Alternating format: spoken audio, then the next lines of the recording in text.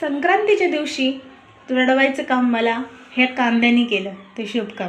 आणि मी पण त्याला चिरलंच. भाजी करायची होती ना, काही पर्याय नव्हता. नाही तर कोणामध्ये दम आहेत का मला रडवण्याचा.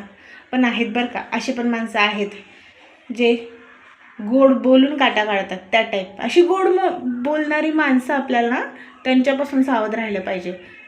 ती खूप खतरनाक असतात आणि ती ओळखता पण आली पाहिजे. ती आपल्या अवतीभोवती नेहमी असतात. त्याच्यामुळे प्रत्येकालाच तिळगुळ देताना विचार करा की एक्झॅक्टली ते त्या लायकीचं आहे का, की आपण याला तिळगुळ देऊ आणि ते आपल्याला खरंच गोड बोलेल. समोर तर कोणी पण बोलतं, माघारी बोललं पाहिजे. आणि या जमान्यात आजकाल ती मानसिकताच राहिली नाही आहे की समोर आणि पाठीमागं गोड बोलायची.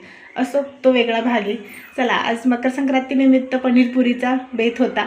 त्यानंतर म्हणलं गोड बोलणं बाजूला राहिलं, पण म्हणलं स्वतःवर प्रेम कमी नाही झालं पाहिजे. म्हणून वेअर केली अशी मस्त साडी, मेकअप, सिम्पलसा मेकअप. आणि त्यानंतर असं माझ्या व्हाईब्स चालू होत्या, पॉझिटिव्ह व्हाईब्स. आणि त्याच्यासोबत हा मस्त असा सनसेट, दिवसाचा एंड. मी असा मस्त एंड केला, कुठेही बाहेर न जाता. साधी सिंपल आपली मकर संक्रांत मी छान घरी सेलिब्रेट केली. आणि चला, तुम्हाला happy Makar Sankranti. Okay, bye.